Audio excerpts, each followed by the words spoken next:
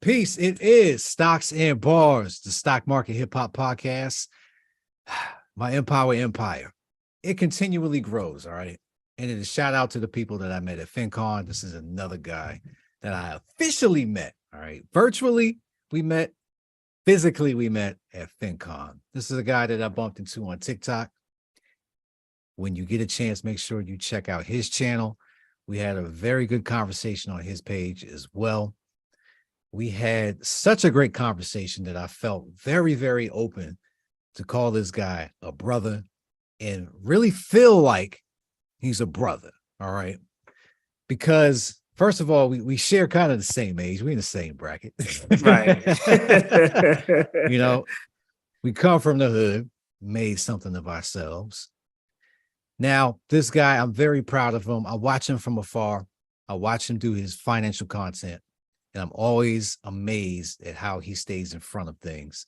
Listen, ladies and gentlemen, I want to bring to the table my guy, Marcus. Ladies and gentlemen, let's give him a round of applause for coming on. Debt-free dad. This is my guy. What's going on with you, man? Hey, what's going on, brother? What's going on, everybody? Tune in. I definitely appreciate you and your listeners, having me on the platform to hear the convo, hear what a brother got to say. Yeah. So like I was saying, we come from the 80s, all right? So we're in our 40s, all right? I'm not afraid to tell nobody I got a couple grades. I've been through a couple things in life. I earned these stripes, all right? Facts. This is not something that a lot of people that I know actually got the chance to get to, all right? Right. I got gray hairs. Some people didn't even get the chance to get one, all right? Some people lost their hair. Right, facts. Some people lost their hair. I'm still here, so I'm very grateful for the opportunity to get better. So what we're going to talk about today is out with the old, in with the new. All right. We've come from a background where we've seen things and we've applied them and we've improved ourselves. So first thing I want to get off my chest here is that my guy is a lawyer. All right. I don't know any personal lawyers in my personal circle. All right. So now that the empire is starting to extend itself out, I welcome this. All right. Because last time I talked to somebody, who snowboards, right? Before I talked to somebody who was surfing. I knew nobody in my life who's surfing. All right. I'm like, a surfer? Put that down. I'll write this down. All right. So now I got a lawyer. All right. So tell me about the journey about how you ended up becoming a lawyer. Well, it really, I guess it was twofold, growing up where I came from, single, parent household, growing up with moms. My mom's was always she's a church. She's a missionary. She's a minister now. And so I'll tell you to keep it a buck. She's been telling me probably since I was 2 or 3 that she had a dream that I was going to be an attorney and that my brother was going to be a preacher. And so that she might have subconsciously fed it to me, you know what I mean, at a young age. So that was really the first time I heard it. But, it was no, some people are blessed to have, parents or aunt or uncle who kind of went in that field. So they kind of get some guidance. Unfortunately or unfortunately for me, I just kind of always had to take the route of figuring it out myself. I was blessed in the regard that, and rest in peace, my brother, he passed away. And you probably know this during the summertime, he was murdered. But I was blessed to have a brother who, no matter what he got into in the streets, he wouldn't let me go too far. And that's something that was just kind of prevalent growing up. Even cats in the neighborhood who weren't my brother, like I can remember asking the guy, let me use your car to drive this to the homecoming dance, man. And he looked at me and was like, nah, if I let you use this car, you may have to use the pistol under the seat. But this is what I'm going to do. You and who going with you? You get a crew of your boys and let me know how many people, your dates and everything. And I make sure y'all got adequate transportation. So, I was blessed to come from an area in the time where even though people may have been doing wrong in the streets, they really wanted better from the people who coming up behind them. You know what I mean? Right, So, right. I mean, Cat Scott started scholarship funds. And so of seeing so many of my friends get incarcerated, pass away, Yeah. the first thing that hit my mind, even before law school, was, man, maybe I should see something different. And so playing sports was a big deal because I met people outside of the neighborhood. Right. And the second biggest deal was probably when I went away to the military. Okay. It allowed me to get away from the house, get away from the block, so to speak. Yeah, you got to see the world. Meet people who did different things, who are from different places, live overseas, go places most people will kind of never get to go. So that was those first kind of things where, mom's planted that seed. My brother kind of was like, nah, you're gonna do something and it's gonna be different from what I'm doing. Yeah. And the real inclination to go to law school occurred. I remember the exact moment when I was like, maybe I should go back to college and go to law school. This is it right It's here. 2003. Yeah. We are leaving Kuwait, getting ready to head into Iraq.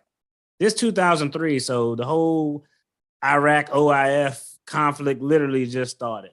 Yeah. So nobody knew what was going on. They had an actual military and soldiers, so this was literally the beginning of the time where it was your army versus our army. And nobody knew the situation. So the rumor from Intel was that it was a guy named Chemical Ali. That was like Saddam Hussein's top chemical officer. And the rumor was that Baghdad was just kind of laced with like sarin gas. If y'all get in too deep, we just gonna pop smoke on everybody. And so every time an explosion would go off, you never knew if it was chemical. So you had to put the mask on, put the rubber suit over your clothes, go through this whole thing in 120-degree weather. Ooh. And I remember sitting in a bunker with gunshots and everything going off, and I got this mask on, and you're breathing mad slow. And I was like, you know what? Might be time for it. Yeah, man. Maybe, man, you know what, man? Maybe my mother was on to something when she was talking about that law school stuff, man. If I make it out of here alive, I think I'm gonna go back to college and just see what I got to offer. So that was kind of the road from growing up to that moment where I was like, okay, because I mean the military was cool, but yeah, it's one of those things where it was probably for me, it was the most racist institution I've ever overtly seen with my eyes. And I'm a black male attorney, and there's not that many of us. It was wild when I was in the military, and I was like, no, I can't do this for 20 years. This ain't gonna end good for me or for somebody else. So that was kind of that trajectory that made me turn and say, I'm gonna check out this school thing. I'm gonna go to law school and see how those cards play out. All right. Yeah, everybody always has that one moment in their timeline that was definitive enough to say, past this point here, this is where I'm going. Facts, right. Like that moment of clarity. Yeah. It's that ADBC right there. Boom. Like this is where it's at right here. So right.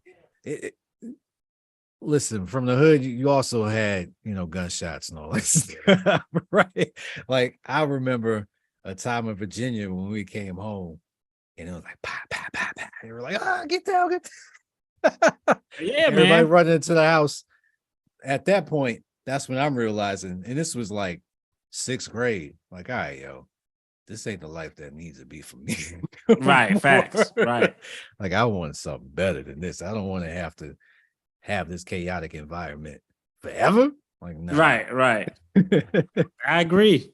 Yeah, so you walk through the whole stages of going to be a lawyer and how you ended up getting there. So once you started going down this journey, what kind of circle of influence did you have to help you continue to stay on that path?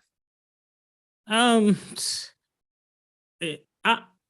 gonna be honest, man. Like, I didn't really meet people who kind of gave me that push until I was already in law school. Okay. I tell people all the time, most times, unfortunately, but most times when you got something that's a big idea or something that you want to do, you down. A lot of times it's on you. I can remember, one of my family members who for a long time was like my most favorite aunt. I was like, oh man, And I remember saying something like, man, I think I want to go to law school and be a politician and help people. And they was like, don't nobody know you. And I at the time I was like, damn, hey. like it was family. Yeah, I'm gonna be honest, man. Like, aside from my immediate family, like mother, father, brother, it was very few people who overtly were like, you can do this. You got this.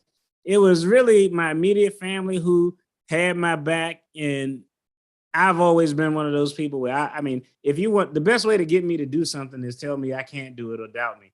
Oh, I don't care. One of them. Okay. Yeah, I'm one of those people, man. I probably did it out of spite just to prove people wrong. but that was it. Up until that point where I got into law school, it was really just my immediate family and my own drive that did it. Once I got into law school, it was kind of dope because I'm a undergrad. I went to HBCU. Law school, I went to HBCU, and that was where I kind of met like, damn, okay, the dean is from the city like me. He the same guy from the neighborhood. We talk about some of the same stuff. And so I met people who have achieved a certain level of, what society deems success is. And at that point, in that first year, that was where people really start giving me the gems on how to move, what to encounter. I had a few professors like that in undergrad who really kept it real and was like, if you want to go in this profession, this is a profession that's a guarded profession. So you're not going to see a lot of people who look like you. Right. Sometimes people will, thank God this has never happened. But, one of my professors told me, people will say stuff to you to piss you off, to get a reaction out of you, just so you have a reaction that'll move you out of position from where you want to be. They playing chess. You might get called the N-word. Thank God that ain't happened, because I don't know if I have the wherewithal. Listen, that's tough to not bless somebody with these hands. The career might have been out the window at the minute, right? That happened. Right, man. But that was it, man. There was other people in law school, people I met in those early stages of law school. Because after the first year, I really didn't want to do it. After the first year of law school, and I didn't have bad grades. I was like in the top 10% of my class and ended up getting a full scholarship. I just typically didn't like the personality of the typical, or what I think is the typical attorney or law student personality. Someone who's argumentative, someone who always thinks they're right. And, I typically don't get along with those personalities, but I finished up because that first year, I just took out so many loans because it was out of state tuition. I was like, dog, if I got to pay this back, I might as well go ahead and finish this up, bro. I was already vested, man. Yeah, he was fully invested. He was like, nope. We pedal to the I gotta pay this back in 6 months. Yeah. I was like, 6 months? Oh, nah, I can't do that, bro. Let me finish these last 2 years. All right. So you ended up bumping into some people that actually inspired you as you continued to move along. Because after you got out that first year, you started to really bump into some people like, all right, you from our hood, and then you started to see yourself in that profession because you saw other people who look like you doing it. And that representation means everything, man. Everything. Because when we come from the neighborhoods we come from, we only saw a handful of things. And so that's all we knew to do. And that's what we emulated. But when you see somebody who is, like you said, that quote unquote level of success that society has deemed, and it looks like you, then it gives you a whole, you're like, wait a minute, I can do something different. I don't know if I shared it with you last time, but when I was in 6th grade, there was a point where I wanted to be an astronaut because I love space. Like even in early grade school, I loved science. Like I'm still a science fan. Like I watched a whole bunch of Nat Geo, all that type of stuff. I love it. And there's a point, like I said, I wanted to be an astronaut. I saw a poster on the wall and, regular poster, the whole gear and all that. And I was thinking to myself, I wanted to go to space. Like I wanted to be an astronaut. One of my friends told me at the time that Black people aren't astronauts, which at the time, factual, right? Right. You know, so then it settles in, and you're like, yeah, you're probably right, you know, but there was no representation for me to see. I take that back. There could have been representation, all right, but it wasn't visible at the level that I was at, you know. Right. So, you know, now with the internet and phones and all that, Yeah, you can pull it up. yeah, you can easily be like, boom, right. You're lying. That's not facts. Right. So, right. tell me a little bit. You from the DC area, right? Yeah. Yeah. So tell me a little bit about what was it like growing up in the DC area in the 80s?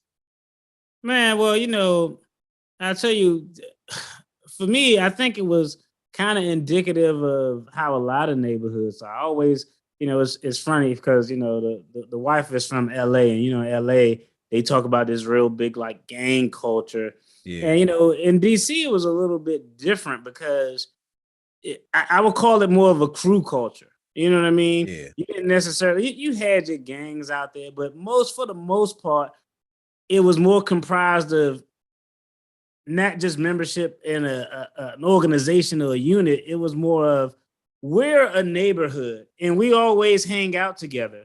Yeah. So by default, we are already a collective crew. You know what I mean? right. And so when you grow up in DC, you know, go-go music in DC is the big deal. And when you go to a go-go, you know, when the band say, well, where y'all from? You got to have something to say out. You can't say your street.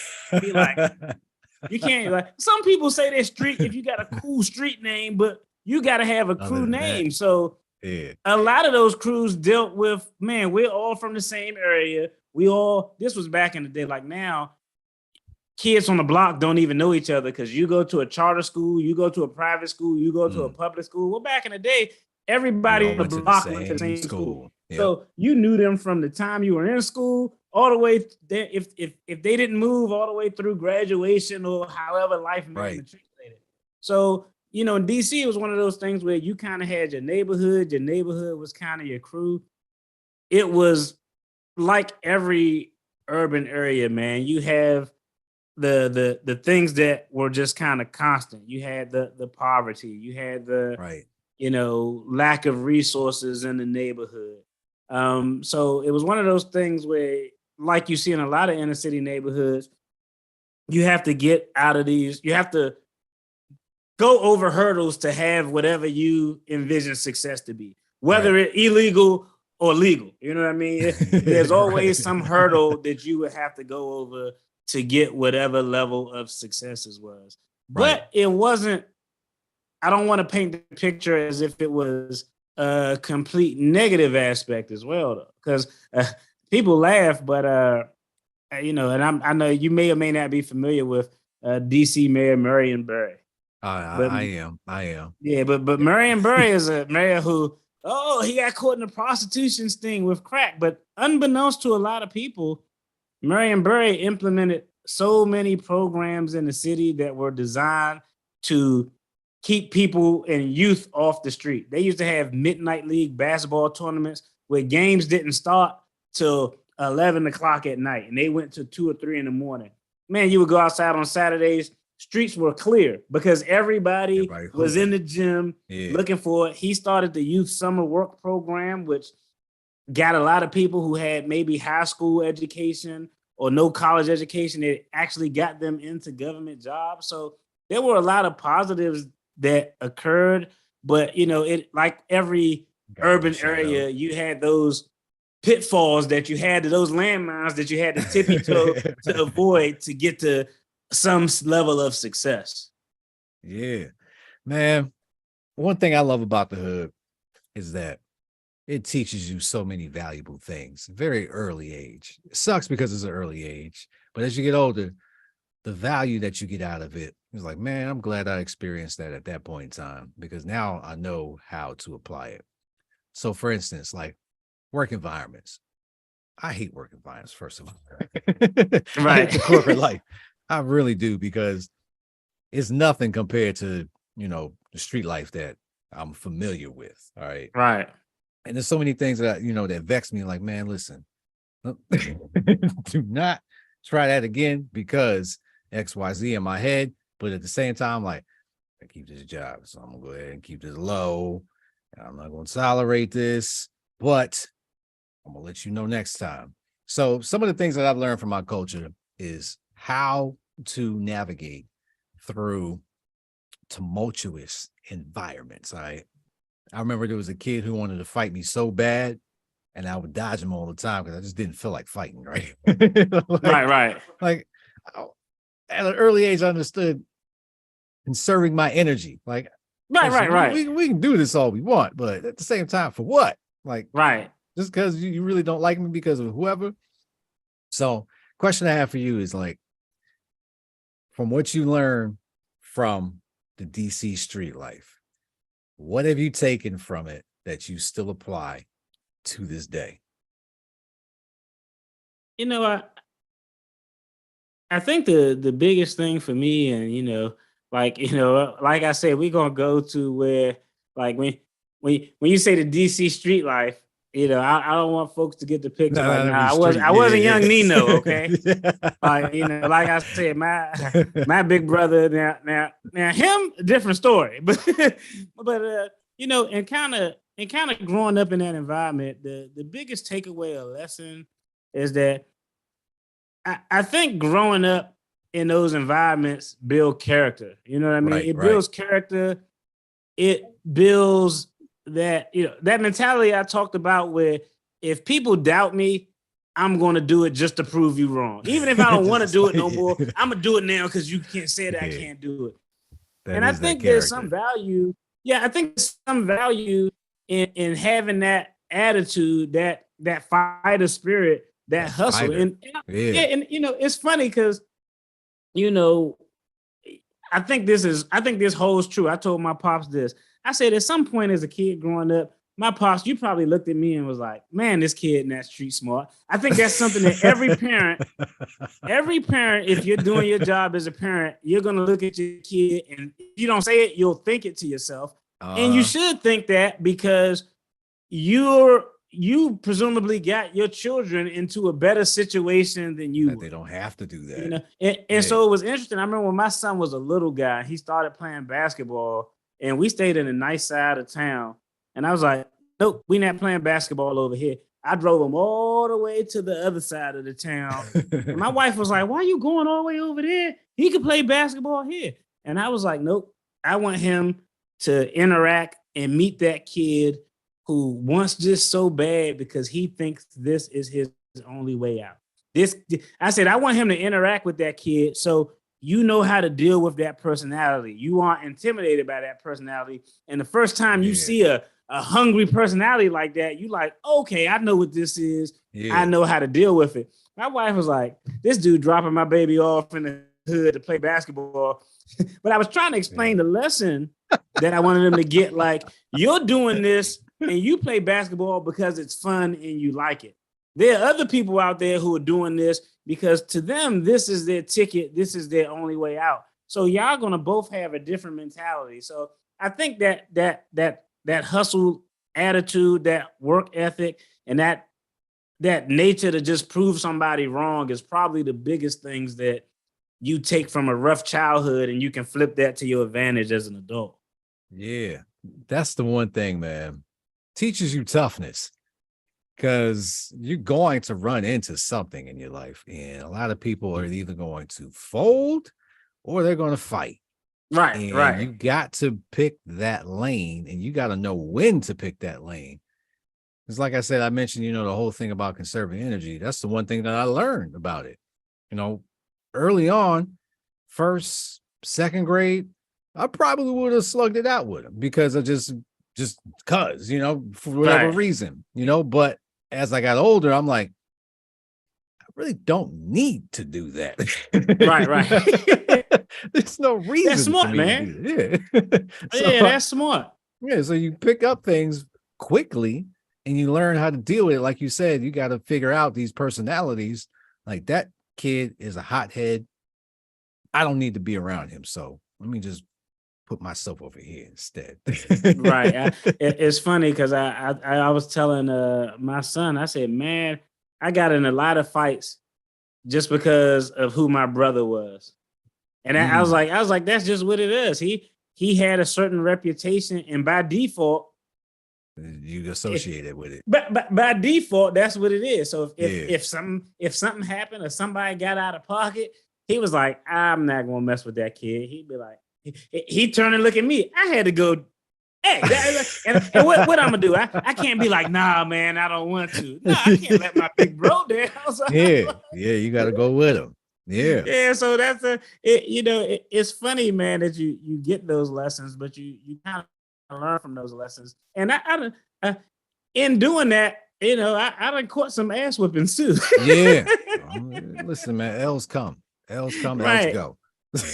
I was like, I gotta fight this dude, but he got me by 2-3 years. My brother was like, yeah. Go. But at the end of the day, when that stuff like that happens, the respect comes in. Because I remember there was a kid that I fought, but at the end of the day, we ended up respecting each other after that, and we didn't fight anymore because he knew I wasn't going to back down from it. Right. And he knew I had hands. So what else can you do? You want to go again? No, probably. And nobody want to fight every day. Yeah, nobody wants we could do this every day, or we could just figure out that all right, we got a mutual understanding. Yeah, we good. We gonna fight. right. We're definitely good. That's dope. So fast forward to now. We've learned ourselves. Okay, we've gotten to the points of the level of success that we've achieved. All right. One thing that I still struggle with to this day, and I think every human does, is balance. All right. Mm-hmm. Now you've become the lawyer. Now you've become the dad. Now you've become the husband. Now you've become so many different things to so many people. Add on top of that, now you're a content creator. You're doing these things. How do you find and maintain? All right. Because sometimes you can find it and lose it. So how do you find and maintain your balance in your life? For me, let's just keep it a buck, man. This is my personal opinion. I think it's an impossible task to think that you can achieve balance and juggle everything without dropping something.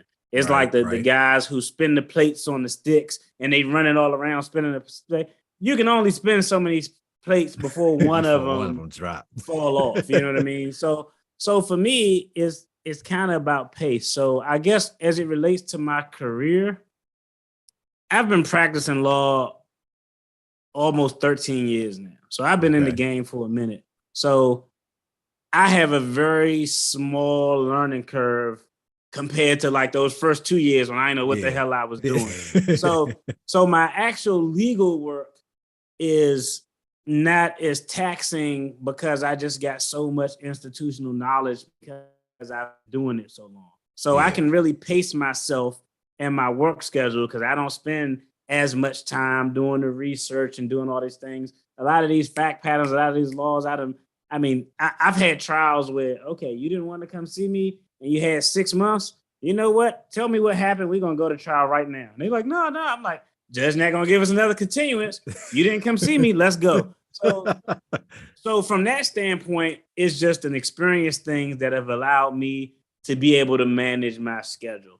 Right. When you talk about all the other stuff, and I refer to this time, the time from maybe your early 30s to about 48 or 49 is really the messy middle. It's that point in your life where you're going to have the most obligations, where your financial obligations may either match or exceed. Like your financial obligations are going to be at their highest when you're early 30s to 49 because you have kids. This is just what statistics show. So I think the best thing to do is if you're lucky enough and blessed enough to have a family, have a spouse, have people who can support you, have people who can, at times, if there's a plate over there that you can't reach and spin, you can say, yo, can you spin that plate for me real quick? I just need this one hand so I can kind of juggle everything. So it's all about pace, expectations, knowing that if I can't handle something, I got, people at the Debt-Free Dad compound, the House of the Debt-Free Dad, who I can lean on to get things done. They aren't going to drop the ball. And I have the moments like everybody where you just have so much, and I just call it a reset. sometimes you just need a reset. My wife will know when I need a reset because I'm just like, I'm kind of real irritable. And sometimes you just need those resets where you say, you know what? Time out. I'm going to cut everything out for a week, except the essentials.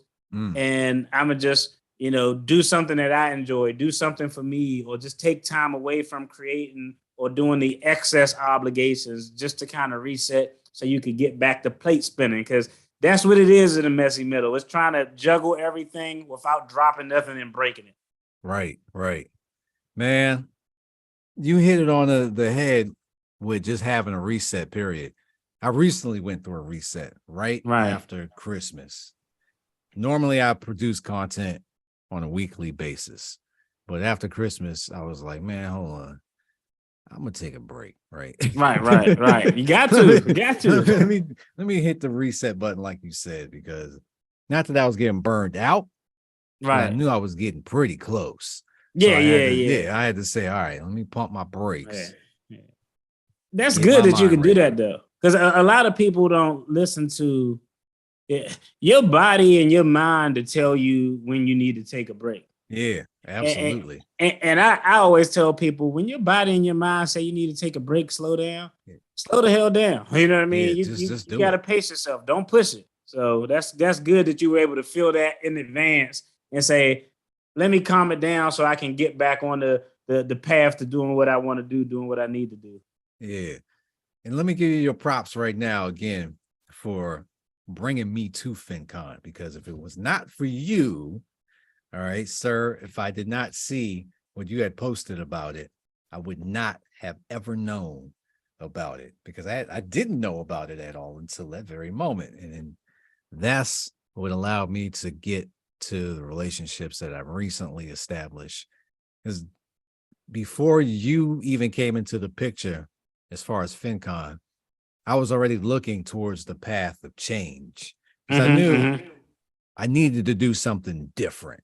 Because what I was doing at that time, it got me to XYZ level. Okay. And that's as far as it was going to take me. And I knew that.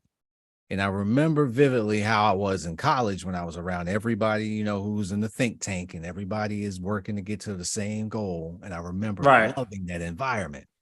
I said, man, I got to get back out and get around other people who want to do the same thing. Because in the house, I got 3 daughters, I got a wife and a dog, and I'm not going to say they don't care about what I do, but I'm going to say they don't know about what I do and the work it takes, right? Right. So I need that extra level of inspiration. I'm not going to get the speech out of them, Right. They're not going to give me the I have a dream speech, Right. Right. So I had to tap back into a different energy. And like I said, the trajectory that I had started, and then boom, ran into you. And then this is what we got right now. So, once again, thank you for being in my life, the involvement that you have. Yeah. I appreciate it. And for me, I'm a big diversity guy. I like to see us represented well at things like that. Yeah. And we had representation at the first FinCon I went to, but the first thing I looked at it was like, oh, it should be more of us here. Like, it should be, because let's just keep it a buck. If you have 2 people, person A and person B, and they're both given the same information, if you can relate to a person because of their background and their experiences more, it'll probably make you a little bit more receptive to what they have to say, because you have similar situations and backgrounds. Right. So for me, that was really kind of it. Like, when I found out about it, I was like, oh, wait, this is a thing? They got a scholarship? What? Y'all gonna pay for the ticket? I'm going to sign this. me up. It was a dope event. It was cool to meet other people who are on the same thing. And I think for me, this sounds wild, but FinCon, the best part of it for me is, interaction, talking to people, meeting the connections, to do collabs and do all those other things. But it serves as like a reset period for me, man. Like, same here. Every time I go there, and when I come back, I'd be like, all right, go. Let's get this. Let's go. Yeah. I'm going hard. Right. It's exactly what happened to me too. I came back from there. I was like, say no more. I'm in it, you know. Right. After having, we were sitting around and we was talking with, Larry and all of them. That conversation was like, I saw him and I'm like, okay, he looks like me. He made it to the level, okay. And he's telling me how he did it. When I get home, it's on. Right. It's on. I'm in. Right. So yeah, man, that was a good reset as well as good education, man. Definitely. Let's talk about hip hop now, all right? Because we both come from the areas and we came from inspiration as far as hip hop is concerned. All right. What was the album that you can recall in your life that gave you inspiration to be a lawyer? Or is there an album that gave you inspiration to do anything, period? This sounds crazy, and I don't know if you remember this quote, but I remember Kanye saying a quote, something to the effect of, my music is for the people who got to motivate themselves, who need self-motivation. And, early Kanye West kind of just stuck out with me, that, through the wire after his car accident. But one of his bars that have been my life mantra is this famous Kanye bar.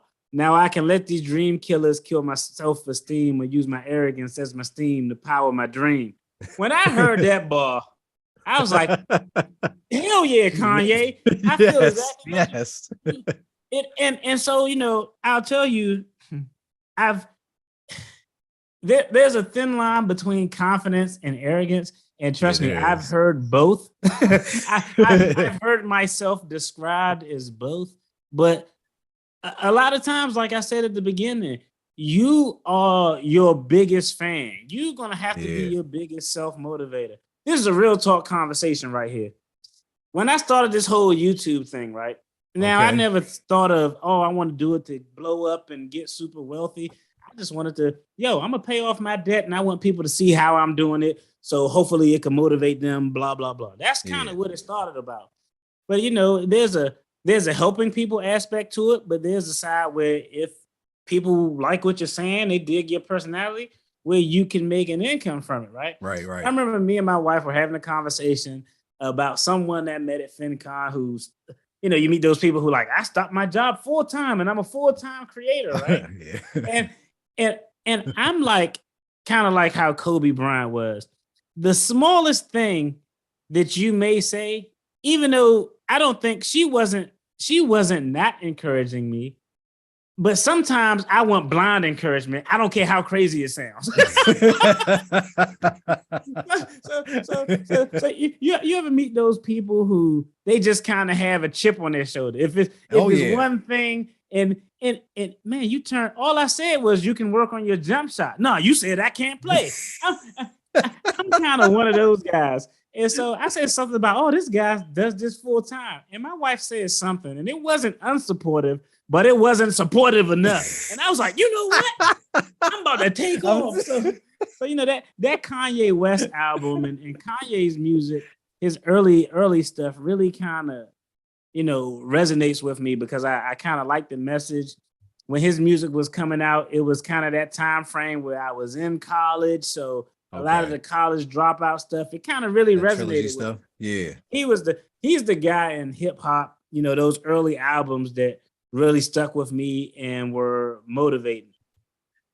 Kanye, it's going to be weird I say this. I don't think he gets enough credit. And when he first came out, everybody understood him as the backpack rapper, right? Right. He came out with, his own, he was the first guy that you saw really wearing a polo and jeans. Right. That was rapping and didn't look like the other rappers. And he still had bars. So he was the first guy that really kind of changed the game and opened it up for people to kind of be different and get accepted for being different. That's the way I look at it, because we did have different rappers in the 90s. They just didn't achieve a level that people accepted them at, and got platinum status and all that stuff. And maybe I'm disregarding somebody. I can research it later. And if I am, then holla at me, whoever. Right. As far as it's concerned, I give Kanye the gold medal for that, because at that point in time, I can't remember another rapper who decided to just completely be himself and not, like you said, not have arrogance about it. He was very confident in himself that he was good at what he was doing and believed he was the best. And in hip hop, everybody's got to be the best. You got to be, because if not, you get beat down fast. I tell people all the time, you show me an attorney who's not arrogant, and I show you somebody I damn sure not gonna hire. I don't want maybe not. Like, okay, I know things could not go my way, but you need to show me the utmost confidence. Yeah, you need to show me the utmost confidence. Hey, even if we lose, we gonna do this. If that don't work, we can appeal it. I need you to give me all my options, and I need you to put on this entire performance based in skill. Right. And I feel like that's what Kanye was able to do. It's one thing to put on a performance, but you don't got the skill. But if you got the skill and you can give me the performance to buy into, okay, this dude is confidence. Like I said, confidence, man, it'll get you through. It goes to the argument. People always say, well, I was talking to my son, like, would you rather be consistent or motivated? And I said, I don't give a damn about motivation. I say, because motivation, some people rely on others for motivation. Some people are self-motivated. Yeah. Even when you're self-motivated, you're going to have days where you aren't motivated about what you wanted to do. So if I'm a bodybuilder and I want to be in the Olympics for whatever, strongman competition, motivation isn't what's going to get me there. It's consistently. Right. Me getting up on the days when I'm not motivated to do the same thing I need to do, that consistency is there. And so I feel like, having that arrogance, but the skill set and the consistency, that's something that I think Ye had. Like I said, he was he wasn't wearing Mitchell and Ness jerseys. Right. Yeah. He was just doing the button ups, and he had the hat, and then he had the little bear thing going in the beginning. Just different and just being himself. Right. And it got him to where he is. So facts. I give it all to him. So we keep it on hip hop, right? What's your favorite time frame for hip hop? I mean, you mentioned Kanye, man. So that's like early 2000s. So yeah. That's it. I think if I had to say the golden era of a 3-year period, oh man, I would probably say that 95 through 98, 99. Oh yeah, I'm right with you. I was gonna say music 96 then, to 99 was it. Yeah, like for that like from 95 to like early 99, man, that was just when everything that came out was just so dope. Yeah. I mean, you had the biggies, you had the Bad Boy coming up, then you had the guys from down south who was on the scene. Like, man, who are these guys? I think that's when, for me, that's kind of, and I know I understand and I'm familiar with the history when we're talking about hip hop in the 80s with Busy B and Mo D and those battles, South Bronx. I know all of that stuff. Right. But far as the stuff that resonated with me, if you get into my car, you're going to think you're in a time machine to the mid-90s, bro. That's what it sounds like. I often play on my other channel, on the Stocks and Barnes YouTube channel. That's all I play on there majority of the time. Right. The music, because honestly, I'm connecting with people who are just like me anyway, who likes that. So I'm with you. My frame is 96 and 99. That stretch right there. See, I don't think you can really find a whack album in there, and if it was whack, it still probably has some gems on it. Right, so right. Because the level of talent that was out there, you had to compete. You had to bring it. There was no way you was gonna get off the shelf if you was lame. It just wasn't gonna happen.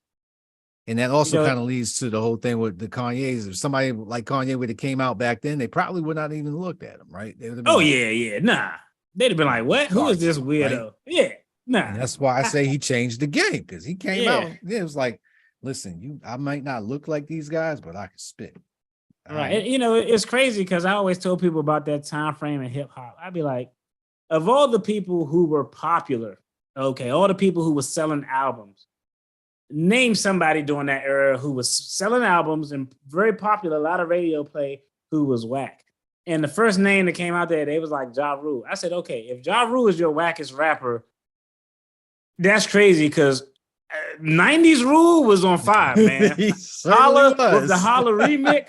Man, what? Murder Inc., him, listen, DMX, Jay-Z on the album cover, The Source. Man, you crazy as hell. I was like, they had it on lock. Give Ja his respect, man. Right. Ja was on album. Ja was on albums and songs with Jay-Z's, DMX, the biggest in hip hop. And was holding it down. Yeah, it was. I never left out of there like, man, Ja got punished. Like, no, he held his own. Yeah. I mean, I can look at those days, and back then you can say he wasn't the caliber rapper, but as you can tell now, when you look back at it, it's like, man, wait a minute. Right. Yeah. What was I talking about? That's because we were spoiled. We had all of that back then. We had so many. Yeah.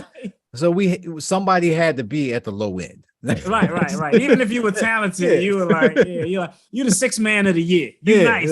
And you could be a starter, but we already got 5 guys who nice. Yeah, they already nice. Sorry, you just happen to fall in this spot. So right. It is. Right. Yeah, so my album that opened me up obviously is Illmatic. That's gonna be the one. I remember when I very first heard. Matter of fact, no. My first album that I heard that opened me up was The Infamous. Then I heard Illmatic after The Infamous. Because The Infamous, when I heard that was 94. And I heard that, I was like, who is these dudes? And I've been hooked ever since. And then after that, I heard Nas. So that was it. But he's a QB guy. Yeah. Fully. I'm from Brooklyn. But I love Prodigy, man. That was my guy. P, oh yeah. So let me ask you a question real quick, man. If you had to take it, what was your hip hop song that you could recall from your elementary school days that made you really say, man, I this hip hop thing, I kind of got love for it, man. For me, the song that resonates with me, I was just playing it for my son. We was watching the video. I was like, I think I was in 5th grade. Tribe Called Quest Scenario with a young Busta Rhymes. Yeah. And I said, man, when I saw that video, I was like, whoa, this is like Scenario was the one song I can remember from my elementary days. Yeah. When I heard it, I was like, I was trying to call into the radio and request it so I could record it, on my cassette player and everything. Man. I got 2 of those. All right. It was Buckshot. Okay. All right. Okay. Buckshot came out with Who Got the Props. Right, okay? right. That was my jam. And that was 6th grade. All right. And then there was the Hit Squad. Because I was huge Redman fan. Yeah. Okay? When they came out with Headbanger, that was my joint right there. It's like the Headbanger. What the hell? I was like, that video had me nuts too. And then when Redman's verse came in on that too, I was like, oh my God. Right.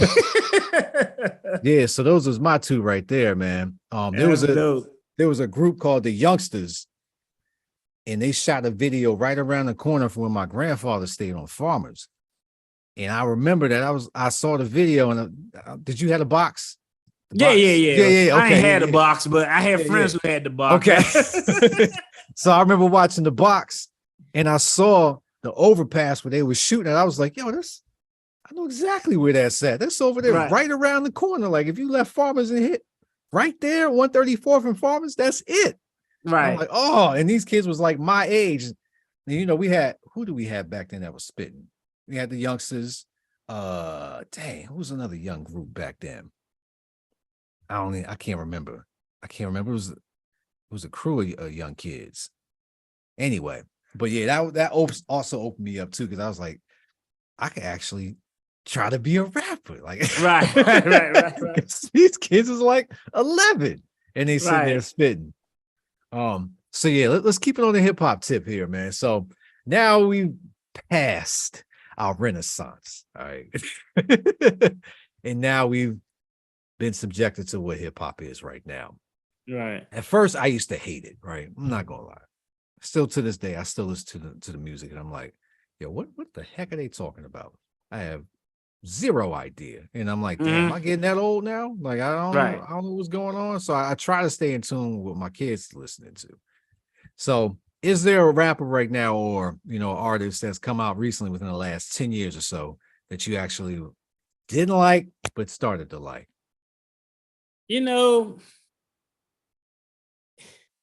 It is interesting because it's a blessing to have kids. My son just turned 16, so my kids keep me hip in the game. Yeah. I used to be like, I got little Uzi Vert. I ain't listening to that.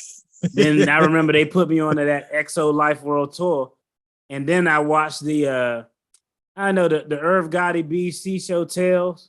Yeah, I've seen that. Yeah, and he had a show based on that song, and it put it in the context of like. After I saw that show, I remember I went back and looked at the words to the song as he was rapping it, and I was like, "Oh, this dude is really talking about something hard, real here, substance abuse, and it was a real song, man." So there's a lot of guys who talented. I went through that phase where I was like, "Oh, these guys is garbage." Like Ski Master Slump God. What kind of name is Ski Master Slump God? Until I listened to a few bars, and I was like, he actually got talent. He's not untalented. You know what I mean? For me, I'm gonna tell you, cats who I think are really talented, and this guy, it's funny because a lot of people think this dude is a weirdo, but I'm gonna tell you who got bars, man. Tyler, the Creator. Listen, yo, Tyler got bars. I'm a fan. Yeah, that dude. If you sit back and listen, if you think about it, he's also like the alter Kanye. If you think about it in that way too, yeah. Yeah, so I like Tyler the Creator. I like Lil Uzi Vert. I like hey, he got a court situation he dealing with. But I'm a fan of Young Thug. I think Young Thug, I think Young Thug is I remember all those times it was Young Thug and Fetty Wap and all these rappers who were kind of in that similar niche. Yeah. And Young Thug was the person who kind of was the cream of the crop. You didn't at that time. I was like, he's the worst of them. But then I was like, he ends up having the longest longevity. And a lot of these guys, it's funny because I listen to their music and it's catchy. The hook, the beat's catchy. But I'm one of those people where, like, on my phone, I'll click lyrics so I can see what it is. I want to see. Yeah. And when I hear what they're saying and I get the full story, I'll be like, he actually not mumbling. He's actually rapping about something. Yeah. It's just his inflection, which I blame on Silk the Shocker. I say Silk the Shocker is the grandfather of mumble rap. And I was a No Limit fan, but Silk the Shocker was the grandfather of mumble rap and rapping off a beat. Oh, yeah, he was the king of rapping off the beat. Right. But when it was out, we still flowed with it. It was one of those things, it was like, because this was also in the 96 and 99 run. So we listened to this stuff because not that we had to, but because we was like, all right. Right. All right. I'll let Silk run. Silk the Shocker come out right now. He probably wouldn't do anything. Nah. He tried maybe about 3 or 4 years ago. And I remember I saw his video. I found a video on YouTube and I was like, it's over. I know it ain't your fault, but is it though? It might be your fault. I was like, it might be your fault on this one. Right. Yeah, you did it. You did it. That's all you. Right. Rappers that I've grown to like, the baby, 21 Savage. Yeah, I like 21. He it took a minute for 21 to grow on me, but I was like, all right. There was one more that A Boogie with the Hoodie. That had to grow on me. But then there was some cats that came out that immediately sat with me, and that was them ASAP guys. Oh yeah. ASAP Fur, ASAP Rocky. Yeah, I was rocking with them from the beginning. I'm like, all right, I can feel him. I feel it. Right. But yeah, I mean, I'm not gonna say I'm a hip hop snob, but I'm like you. I gotta hear what you're talking about. You know what? Was a female. Whatchamacallit recently, not recently, but it was like the past 3 years she came out, but then she stopped doing stuff. What's her name? She on everything too. Who? She's on pretty much every single song now, man. And she rap. What the heck is her name? That was just driving me nuts. Who? Lotto, Glorilla, who you got? Nah, it's somebody who recently stopped rapping. She was rapping. Dang, why am I drawing a blank right now on who this is? Hold on. I know I got a hip hop question I gotta ask you to settle a debate with my son I had too. What we got? We were talking about who's the rapper who had the brightest spark but flamed out the fastest. And so we narrowed it down to 3. Now to judge this, we went off 1, they had to be really popular.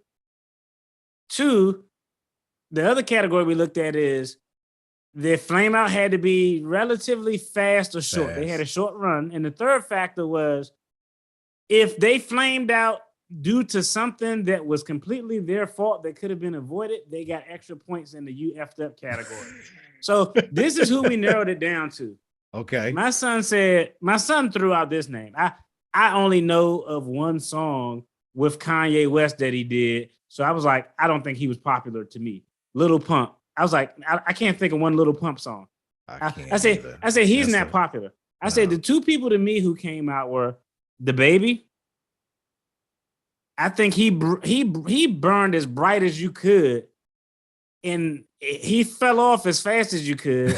And it was probably his own fault. Had he shut up and not double down and just apologize. And the other one that I thought of was 6ix9ine. And I'm not a 6ix9ine fan. I don't think he can really rap, but I'm talking about he shined bright. Everybody knew who he was. Yeah. He was no matter how horrible you may think he rapped, he was on a lot of people's songs. He had a lot of features, and he just kind of fell off. He fell, yeah.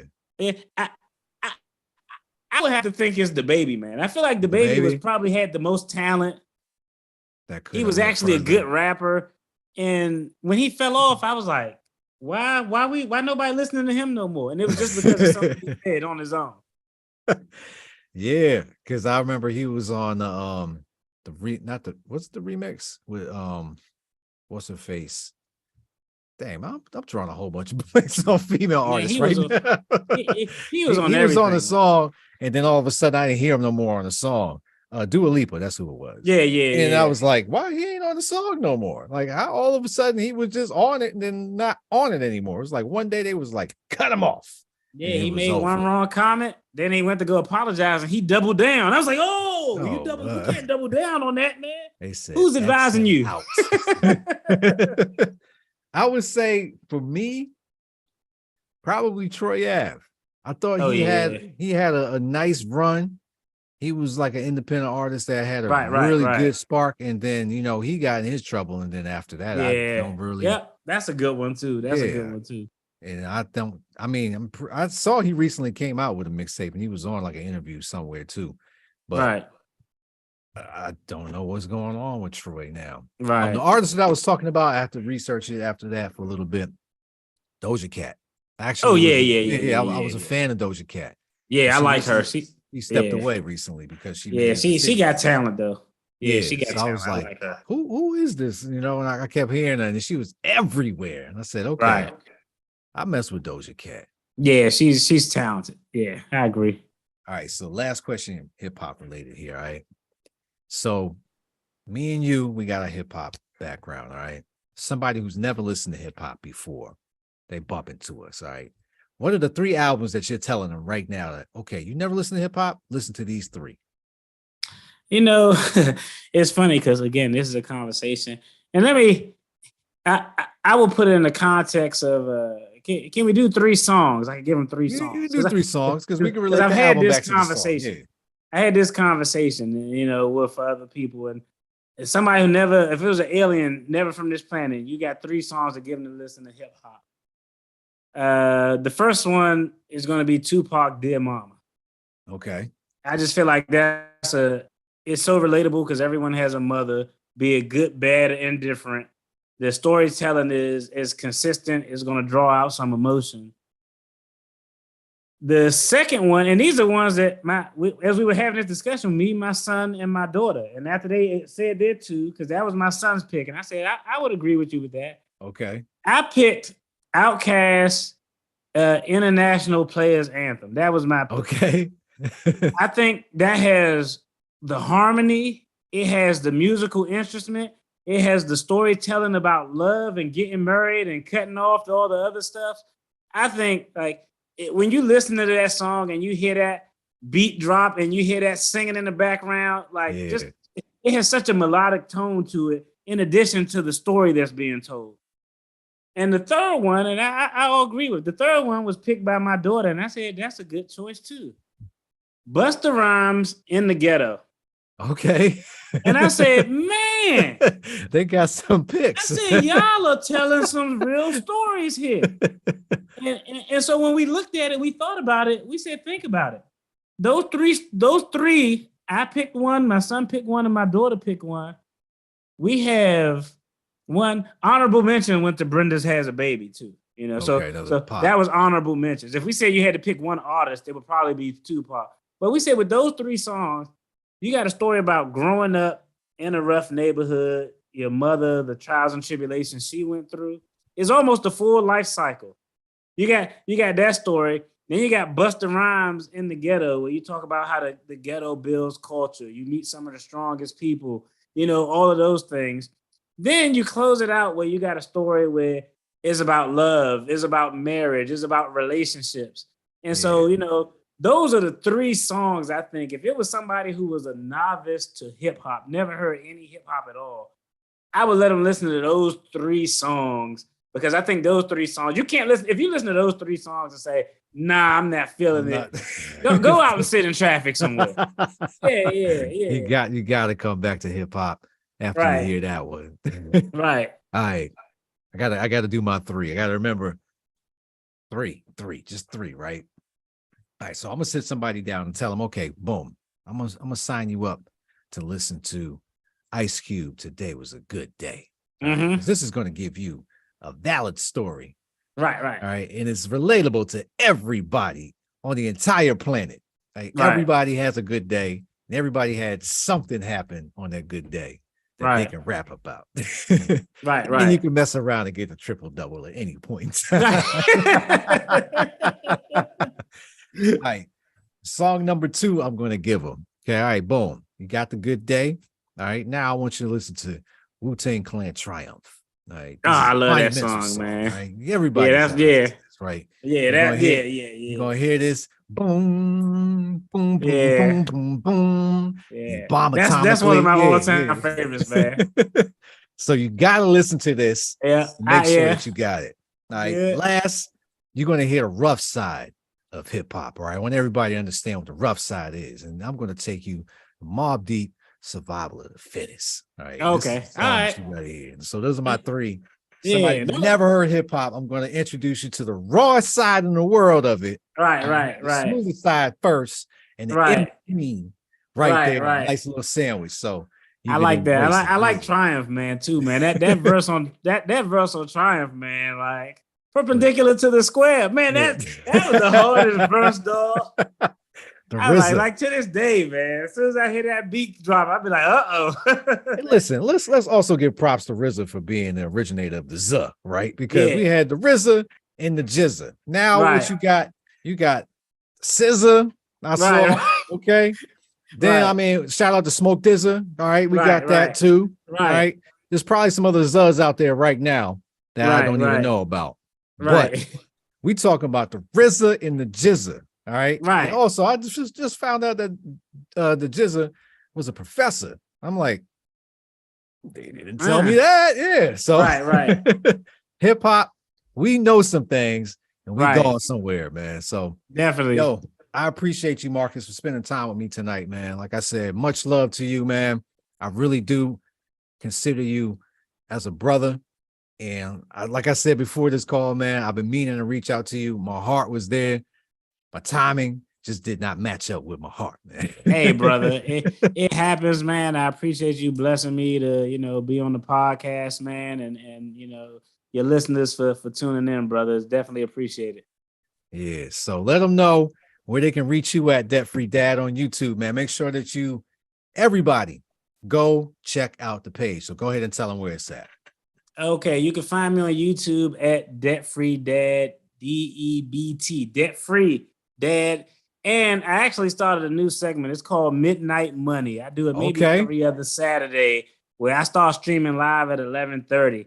This is going to be interesting because unbeknownst, a lot of people don't know your boy used to do your boy used to be a child support attorney. So we're going to talk about the impact, fellas, of child support on your finances and how you can pay lower child support. That's going to be a good one. You can find me on IG at official debt free dad, and I'm also on TikTok at debt free dad. And hey, the website is going to be up soon, probably in about 60 to 90 days, official debt free dad. And the whole thing is based on free game. So I'm not really about having a bunch of courses. Follow my journey to financial freedom. Follow my journey to my family becoming first generation millionaires. Take the gems, learn from my mistakes, and hopefully, and you all can get there. You can do it. It's not how much you make, is what you do with what you have. Exactly. And shout out to us. I gotta give myself some props here, brothers. We are doing something out here that hasn't been done before. So we're going to stumble, we're going to make mistakes, and we're going to be good about it. All right. There's no harm in it because we're doing something that we don't have a blueprint. No one sat us down and said, okay, this is how you move through this. This is all figured out right off the top.